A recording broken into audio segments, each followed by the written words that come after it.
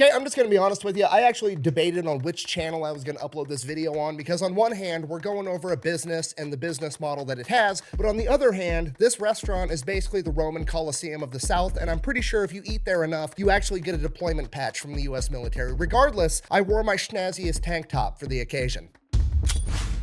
Today we're talking about Waffle House. Okay, just to be completely clear with everybody, I was pretty sure I was not going to get caught off guard because Waffle House is already absolutely crazy. I started looking into it and then found out that Waffle House is somehow connected to the Manhattan Project from World War II. So they managed to actually surprise me, and we're going to get to it right after a word from our sponsor. Yeah, babe, what's up? Hey, I need a boombox. Okay, I can go get you one. Perfect. All right, I'll go get it now. Love you. Love you. All right, bye. 1 hour later. Where's that boombox that I asked for? Oh, it's right here. I got it for you. What is this? The boombox. No, I wanted something to play music with. Oh, that kind of boombox. Yeah, I got this instead. Okay, we'll go to the store and get me a boombox so I can listen to music. Can I keep this one still? I don't care.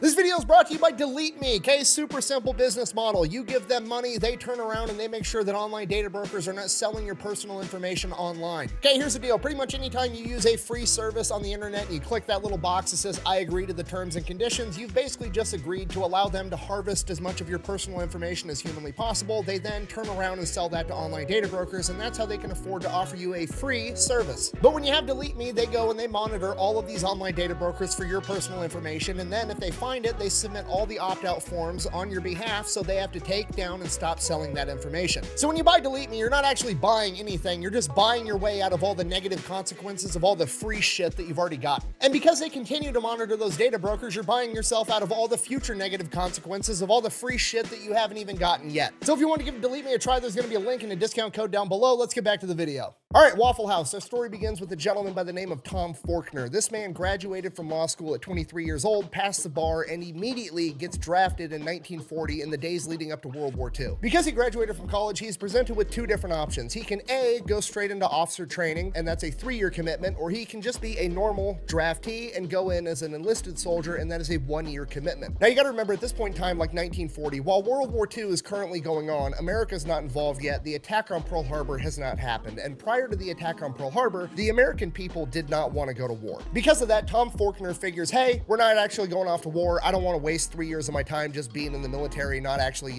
fighting a war or whatever. So he chooses to be a draftee. Goes into the military as an enlisted soldier, E1 private. From there, goes off to basic training. As soon as he gets through basic training, the attack on Pearl Harbor ends up happening. America enters the war. He immediately opts to go into OCS training and commits for 3 years. After he completes the officer training course, he actually gets slotted to be a counterintelligence officer, where he does, and I quote, a lot of top secret stuff. You see, my identity must remain mysterious and my mission secret. I cannot reveal it to you. You can actually tell in the interviews that he gave later on in his life, like in his 70s, 80s, and 90s, that he's still not sure what he is and what he isn't allowed to talk about. But he did end up telling us that basically it was his job to try to sneak onto military bases, not as military personnel. So he would basically disguise himself as like a painter or a carpenter or whatever, and try to infiltrate a US military base to expose weaknesses within the system to help counteract enemy spies. So he does that for a couple of years, and then one day he ends up getting orders like, hey, you're going to Knoxville, Tennessee. And he's like, okay, for what? And they're like, don't fucking worry about it, just show up. So he shows up in Tennessee and he's given his orders, and those orders, I'm paraphrasing here, but they're essentially, hey, here's your partner. You two are gonna hop in that truck and you are gonna drive it from Knoxville, Tennessee to Los Alamos, New Mexico. You guys are gonna dress in plain clothes. You're not gonna look at what's inside the truck. You're not gonna talk about what's inside the truck. You're gonna take this map and take that exact route. This route avoids every major city and every major highway. You are gonna drive straight there, 53 hours straight, taking turns sleeping in the passenger seat and not stopping for any reason whatsoever. And he does this for the next year and a half, pretty much nonstop. And then like 20, 30 years after the fact, he finds out that he was actually hauling the majority of the enriched uranium for all of the nuclear testing and the building of nuclear weapons. Which, as we all know, brings about the end of World War II, at which point he gets out of the military, moves back home to Atlanta, Georgia, starts helping his dad out with his real estate agency. Now he does that for about 10 years, and during this time he ends up selling the house right next door to his to another guy by the name of Joe Rogers, and they pretty much become best friends. Joe Rogers was also an Army veteran. He was actually a pilot that flew B-24s in World War II. When Joe got back home after the war, he did not want to go off to college, so he actually just took the first job that he was offered, being a short order cook at a now defunct restaurant chain known as Waffle House. He worked his way up, becoming a restaurant manager, then eventually becoming a regional manager. And then one day his neighbor and best friend, Tom Faulkner, real estate agent, always looking for the next investment, comes to him and is like, hey, I'm thinking about opening up my own restaurant. I can get the real estate deal going on that side. I just wanted to know, like, if I opened up and bought a franchise of Waffle House, would you be willing to run it for me? Now at this point, it's like 1954, 1955. Joe Rogers has a ton of experience inside the restaurant industry, and he basically tells his best friend, like, hey, don't open a Waffle House. You should start your own thing. Waffle House's business model isn't that great.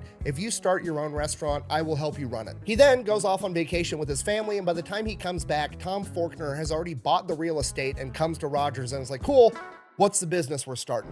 Where's Pancake's house? What? We stop at Pancake's house. And within the span of like 6 months, the very first of what is now the legendary restaurant chain of Waffle House opens. And Waffle House is legendary, probably for all the wrong reasons. I mean, even if you've never been to a Waffle House, you've heard about Waffle House because, well, I mean, Kid Rock got in a fight there. You've got Haley Booth, the viral Waffle House cook known as the last chairbender. There's entire subreddits and YouTube channels almost exclusively dedicated to all the fights that break out at Waffle House. I remember the first time I went to a Waffle House, I stretched first, I grabbed a GoPro, I was ready to yell World Star, Nothing exciting happened. I just had delicious breakfast at like 3 o'clock in the morning, which is probably 99% of people's experiences because despite all of the negative PR, Waffle House makes a ton of money and has an incredible business model. Okay, Waffle House had about $1.4 billion in revenue last year, which is about $650,000 per location. And when you take into consideration that each Waffle House is absolutely tiny, that's really impressive. Out of their 2,100 tiny Waffle House locations, their yearly stats are 58 million cups of coffee, 124 million waffles, 153 million servings of hash browns, 272 million eggs, which is about 2% of all the eggs consumed in the United States of America, and 85 million strips of bacon. Yes, I did the math. That is about 8,000 miles worth of bacon. I worry what you just heard was, give me a lot of bacon and eggs. What I said was, give me all the bacon and eggs you have.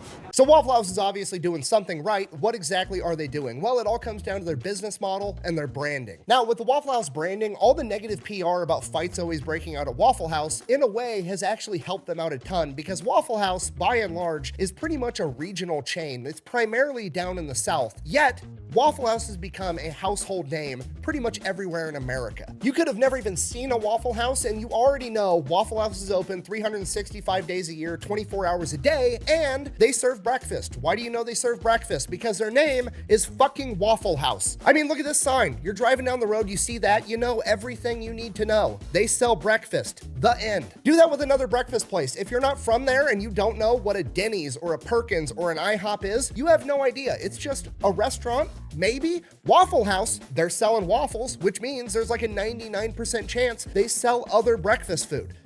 Fucking sold, I'm in. So already the branding is absolutely incredible, but here's the true genius of it. Why did they call it Waffle House? Why didn't they call it Breakfast House or Bacon House or Hash Brown House? It's because waffles had the highest profit margin. I cannot stress to you enough how absolutely genius that is, right? Because you don't need to sell breakfast, all right? Everybody's already in on breakfast, okay? I could be blackout drunk at 4 in the morning and you could ask me, hey, do you want breakfast? I'm coming up like the Undertaker every single time. And then you go, the only thing open right now is Waffle House. Okay, I was already sold on breakfast from the get-go, but because Waffle House is where we're going, guess what I'm getting? A motherfucking waffle, and they're making more money. It makes sense that Tom Faulkner was a counterintelligence officer because the man literally said 2 words and has already subconsciously tricked you into ordering the most expensive thing on the menu that makes him the most money. So the branding of Waffle House is both simple and brilliant, and the rest of the business model matches that to a T. Okay, all Waffle Houses are like virtually identical. They're very small. They only seat like 30 people, and you can actually see the cook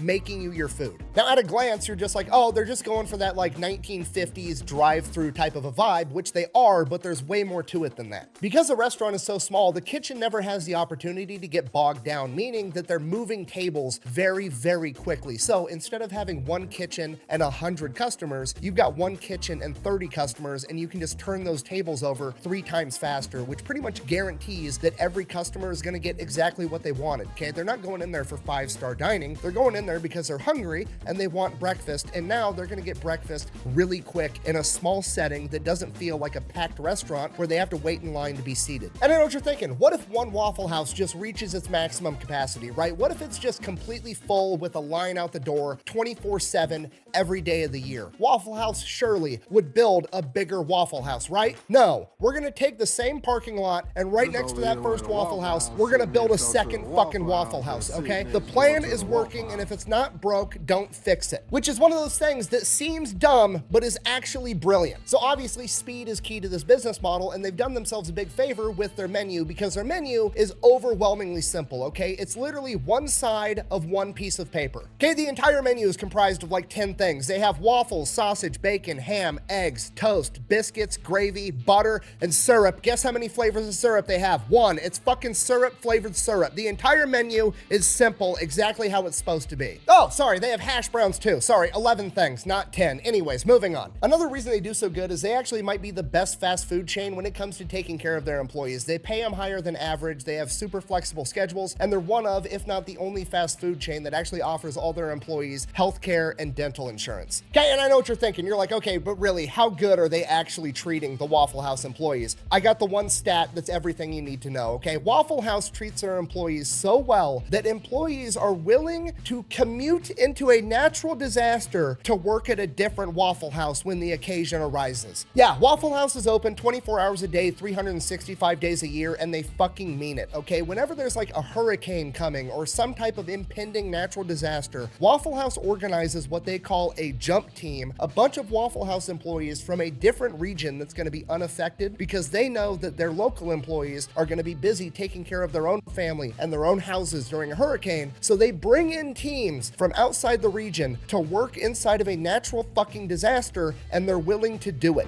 I never said thank you.